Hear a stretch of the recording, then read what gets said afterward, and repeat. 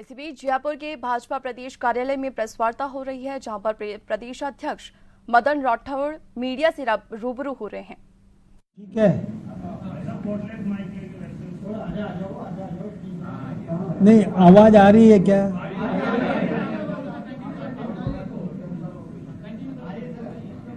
मैं निवेदन कर रहा था कि हमारे देश के प्रधानमंत्री आदरणीय नरेंद्र मोदी जी ने अपने 15 अगस्त को राष्ट्र के नाम संदेश में और एक संकेत दिया था कि हम जीएसटी का और पुनरीक्षण कर रहे हैं।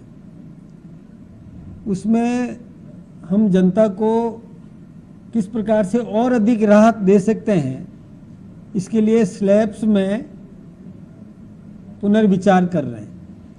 और उसी की तर्ज पर हमारे देश की वित्त मंत्री एवं कॉरपोरेट मिनिस्टर आदरणीय निर्मला सीतारमण जी ने और जीएसटी में और जो बदलाव किया है वो सब इस देश के आम नागरिक के हितों को ध्यान में रख करके किया गया है। इसमें कई राहत दी है, विभिन्न प्रकार की राहत जो जिसकी कल्पना भी नहीं की जा सकती, इतनी अधिक हमें सुविधाएं उपलब्ध करवाई है। सस्ता किस प्रकार से आम नागरिक को इलाज मिल सके इसकी चिंता की है। कृषि क्षेत्र में किस प्रकार से हम और अधिक और काम बढ़ा सकें, किसान को किस प्रकार से राहत दें। यही नहीं, दवाओं को सस्ती करना, ये एमएसएमई यानी कुटीर उद्योग को प्रोत्साहन देने के लिए और उनको किस प्रकार से सहायता दी जा सके, ऐसे कई मशीनरी जो कुटीर उद्योग में काम में आती है उनको भी, और टैक्स में जीएसटी में बहुत राहत दी है, बहुत कमी की है। कई ऐसी ज़रूरतमंद वस्तुएं हैं जो आम नागरिक के यानी सामान्य परिवार और सामान्य से नीचे के परिवार यानी सामान्य और उससे और जो अति सामान्य परिवार जिसको कह सकते हैं, उनकी आवश्यकताओं को ध्यान में रख करके उन पर 0 जीएसटी तक कर दिया है। ऐसी कई वस्तुएं हैं जिसका स्लैब्स आप सब ने समाचार पत्रों में भी पढ़ा है और वो सारे आपने देख भी लिए। यदि आप चाहें तो मेरे पास में लिस्ट भी है उसकी। लेकिन ये देखिए कि जो लग्जरी आइटम है, जो बहुत आरामदेह जिनकी सोच है, जो कर सकते हैं, अफोर्ड कर सकते हैं, जो बर्दाश्त कर सकते हैं, उन पर ज़रूर कुछ बढ़ोतरी की है। ऐसी कुछ कारें हैं, ऐसे कुछ उपकरण हैं जो अति संपन्न लोगों के उपयोग में आते हैं, वही ले सकते हैं, उन पर जरूर टैक्स बढ़ाया है। लेकिन सामान्य परिवार, मीडियम क्लास, मध्यम वर्गीय परिवार जो उपयोग में लेता है, उन वस्तुओं पर तो अधिकतम वस्तुओं पर 0 जीएसटी कर दिया है। यानी 2500 रुपये से कम कीमत के जूते पर भी, और उन्होंने टैक्स में पूरी राहत दे दी है।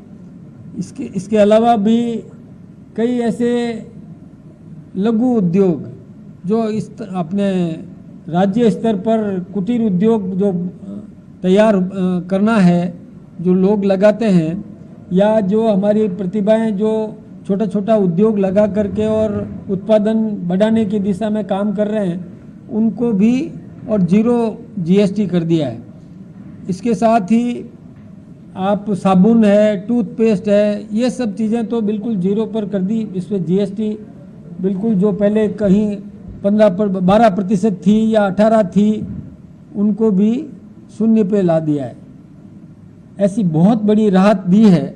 और मैं सोचता हूँ कि यदि आप इसमें चाहें तो मैं लिस्ट भी, वैसे लिस्ट आई है समाचार पत्रों में, आपने पढ़ी भी है, तो इसके लिए मैं हमारे देश के प्रधानमंत्री, हमारे देश के वित्त मंत्री और हिंदुस्तान का जो हमारा नेतृत्व है, मैं उनकी भूरी भूरी प्रशंसा करता हूँ। निश्चित रूप से इससे आम नागरिक का जीवन सुलभ होगा, विभिन्न कठिनाइयों का वो सामना कर सकेंगे। ऐसी कई दवाएं हैं, जैसे कैंसर से संबंधित या और जीवन रक्षक दवाएं हैं उन पर भी जीएसटी शून्य किया है। इसके अलावा भी कई ऐसी दवाएं हैं जिनको जो दवाएं कुछ ही उपयोग में आती है उन पर जरूर उन्होंने 5% टैक्स का किया है, बाकी सभी पर उन्होंने मुक्त करने का काम किया। तो ये स्वागत योग्य है और मैं चाहूँगा कि ये आप सब भी आम नागरिक तक ये बात पहुँचा भी रहे हैं, पहुँचा भी दें। अभिनंदन किया जाना चाहिए, हम सब इसका स्वागत करते हैं। बाकी आप कह रहे हो कि ये प्रधानमंत्री का स्वागत है, अच्छा भाषण, लेकिन कांग्रेस ये कह रही है कि अशोक गहलोत ने ट्वीट किया तो कहा राहुल गांधी ने 9 साल पहले जो सुझाव दिए उसको अब माना है। अगर उसको पहले मान लेते तो 9 साल तक जनता को महंगाई का झटका नहीं लगता। देखिए एक बात बताऊं, वो भी कांग्रेस का शासन इस देश पर कई वर्षों तक रहा। केवल बातें करते हैं कि हम गरीबी हटाएंगे, लेकिन किसी भी गरीब की गरीबी हटाने की दिशा में उन्होंने कुछ भी नहीं किया। और वैट जो है कितना बढ़ा दिया था, 36%, 33%, ऐसे उन्होंने वैल्यू एडेड टैक्स लगा दिया था। तो वो सब उन्होंने कभी भी राहत देने का काम नहीं किया। किसी को भी केवल बात कह देने मात्र से नहीं होता। अशोक गहलोत जी खुद राजस्थान के 3 बार मुख्यमंत्री रहे, केंद्र में भी मंत्री रहे, लेकिन कभी भी इस विषय को उन्होंने उठाया नहीं और कभी भी ऐसा कोई प्रयास नहीं किया। केवल लिपापोती की, शब्दों का और चयन करके और लाभ लेने का काम किया, लोगों को भ्रमित करने का काम किया, लेकिन इस दिशा में कोई ठोस कदम न तो कांग्रेस ने कभी उठाया न अन्य किसी दल ने उठाया। ये केवल और केवल भारतीय जनता पार्टी है जिसने आम नागरिक की चिंता की है, उस मध्यम वर्ग और कमजोर वर्ग की चिंता की है, ये केवल भारतीय जनता पार्टी ने की है। राहुल गांधी जी भले ही पीठ थपथपाए हैं, भाई मनमोहन सिंह जी के समय में क्या था, जब राहुल गांधी जी अपने चरमोत्कर्ष पर अपने आप को मानते थे, उनका यहाँ तक कि केंद्र के मिनिस्ट्री का, कैबिनेट के उसके नोट्स को भी उन्होंने फाड़ करके फेंक दिया था। यानी खुद की सरकार के कैबिनेट नोट्स को उन्होंने फाड़ करके फेंक दिया था। तो वो तो सुप्रीमो थे उस समय, उन्होंने भी कुछ भी नहीं किया। अब केवल बातें करते हैं कि हमने कर दिया। यानी हमारी पार्टी ने, हमारी सरकार ने जब कर दिया तो वो कह रहे हैं कि हमने मांग की थी तो जब आप शासन में थे तो कर देते, लेकिन उन्होंने कुछ भी नहीं किया। इसके अलावा भी मैं एक बात बताना चाहूँगा आपको कि अंतर्राष्ट्रीय महंगाई दर जो 2014 में 4.5% थी, जो अभी 2025 में 5.8% हुई है। मतलब आप समझ रहे हैं दुनिया में महंगाई बढ़ रही है, लेकिन भारत में महंगाई की दर जब 2014 से पहले 9.8 थी, जो अब घटकर के 2.1 आ गई है। ये एक विशेष रूप से महंगाई दर में जितनी कटौती हमारी सरकार ने की है, केंद्र की वर्तमान मोदी जी की सरकार ने, भारतीय जनता पार्टी की सरकार ने महंगाई पर अंकुश लगाने का जो पूरा काम किया है, ये स्वागत योग्य है। और जब जीएसटी में और जो बदलाव आया है, इसके बाद तो ये महंगाई दर 1% आ जाएगी। यानी इसका लाभ जब आम नागरिक को मिलने लगेगा तो महंगाई दर घटेगी। तो अब ये किस मुंह से बात कर रहे हैं विपक्षी केवल शब्दों की लिपापोती करने का काम कर रहे हैं। जनता को राहत देने की दिशा में कभी भी कुछ भी नहीं सोचा, कोई काम नहीं किया। ये मैं दृढ़ता के साथ कह रहा हूँ, उनके पास में कुछ भी कहने के लिए नहीं है।